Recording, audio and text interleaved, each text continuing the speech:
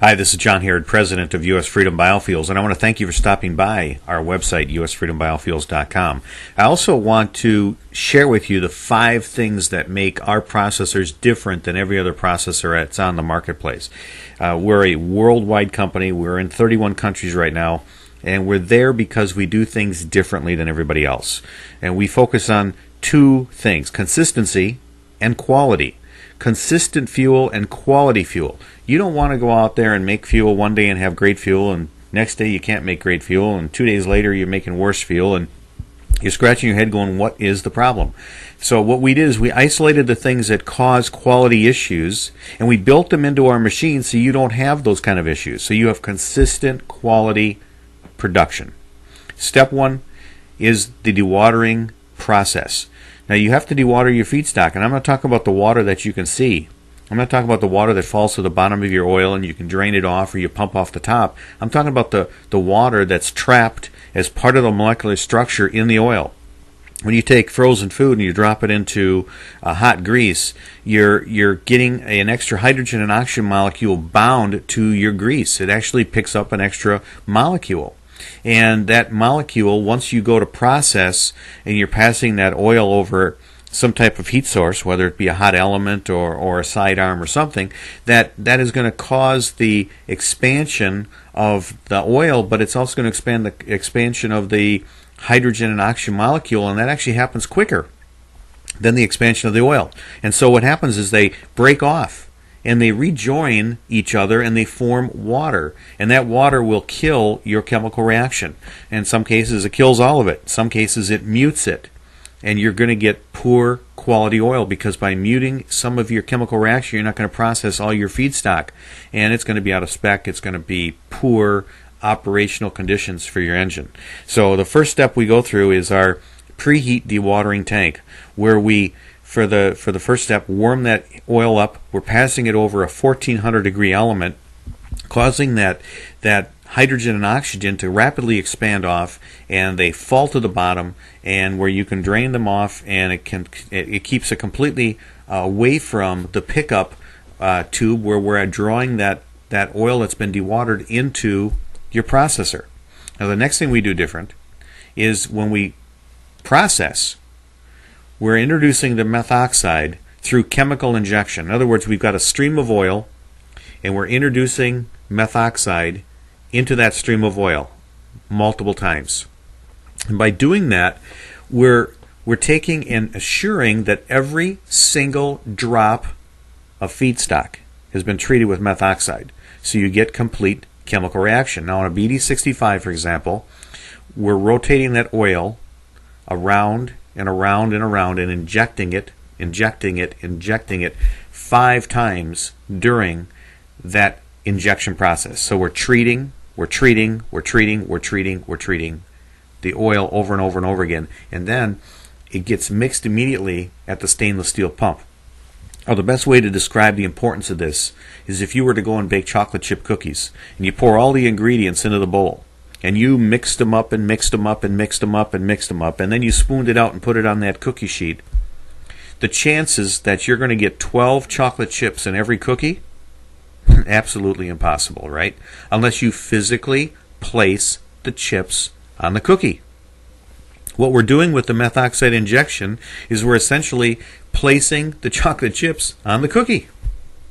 That gives you complete chemical reaction each and every time, and assures, again, quality and consistency. The next thing we do is we seal off the entire system and we process under pressure. By processing under pressure, it causes your glycerol to drop in a matter of minutes rather than hours. Some of our competitors, it takes 9, 10, 12 hours for their glycerin to drop. In our situation, about 15 minutes. Once the glycerin is dropped and removed, the next critical step that we have built into our process is called Methanol Flash. Now, Methanol Flash removes the trace amounts of methanol that are left in the fuel after processing. There's always going to be some carryover of methanol into your fuel. That's just part of the game. It happens. But leaving it in there is a big mistake. Methanol changes your flash point of your fuel, which can cause pre-detonation, damage to your engine, cracked pistons, bent connecting rods. It also will try to scavenge all the moisture in your fuel system. And it'll grab that moisture, surround it, and try to run it through your fuel system, which plugs your fuel filter. So when you hear these stories about I put biodiesel in and it plugs up my fuel filter, it's not the biodiesel, it's poorly made biodiesel that does that. If you remove the methanol, you don't have those issues. My wife's vehicle, for example, is a Mercedes GL 320. It's got 125,000 miles on it. It's been running B100 since the day we got it. It still has the factory fuel filter in it. My truck is the daily driver I have several, but the one I drive daily because it gets the best fuel mileage is a 1-ton Duramax 3500. I bought it used with 80,000 miles on it. So the truck had some miles on it. It was used, but I've never changed the fuel filter in it. When I got the truck, I started running B100 in it. It's had B100 in it ever since I got it. It's got nearly 180,000 miles on it now. So I've put on about 100,000 miles.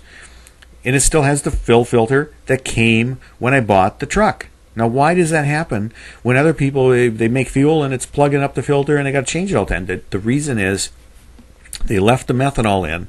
The methanol is scavenging all the garbage and trying to run it through the filter. You're always going to have condensation in the bottom of your fuel tank. It's just how it is. But knowing how to treat your fuel will prevent that methanol from gathering that moisture up and trying to run it through. Your fuel filter is designed to allow fuel to pass through. Your fuel has a micron size of 0.003. Water has a molecule micron size of over 200. So it's going to stop that water. It's going to stop the sludge. It's going to stop all that bad stuff, which it's supposed to do. But at the same time, it's going to stop you on the road if you have bad fuel with methanol left in it. So we do a methanol flash to remove that. Now methanol does one more thing. It will make your fuel system look like it's leaking. Because methanol has a molecular structure of 0.0006. Much smaller than fuel. It'll pass through rubber fittings. It'll deteriorate rubber. It will weep through compression fittings. It will literally look like your fuel system is leaking. And it is. It's leaking methanol. So let's get that methanol out of there. Our step methanol flash does that. You're going to have about 600 parts per methanol carried over in that fuel. It's about 8 ounces in 60 gallons. It's not a lot. We flash that off into the atmosphere over a course of about an hour. So it's not at levels that are anywhere near harmful to you and I. It's not even flammable to you and I, right? It's not. It's like walking into a room and breathing oxygen. Oxygen by itself is very flammable, correct? But when it's mixed with our atmosphere, it's harmless. And that's how methanol is in its diluted form like that, mixed into the air. It just dissipates. It's not a big deal. No harm, no foul. Won't cause fire, won't cause explosions. All the horror stories, don't believe it. It's not true. It's so far under the EPA threshold of release that is a non-issue. So I want to make that perfectly clear. Other people ask me, well, why don't you capture that? Why don't you recover that? We have methanol recovery for capturing and recovering the 98% of the methanol that's carried over in your glycerol. We can get that out with our methanol recovery system. But to engineer something to recover the 6 ounces of methanol that are that's carried over in the fuel, it would be a break-even point of about 25 years for you if we engineered something to do that. Doesn't make sense. Economically, physically, doesn't make sense. So that's the step number 4 that we do differently. Step number 5 that we do differently is our proprietary dry wash system. Our dry wash system has our own media in it. It's called Freedom Clean.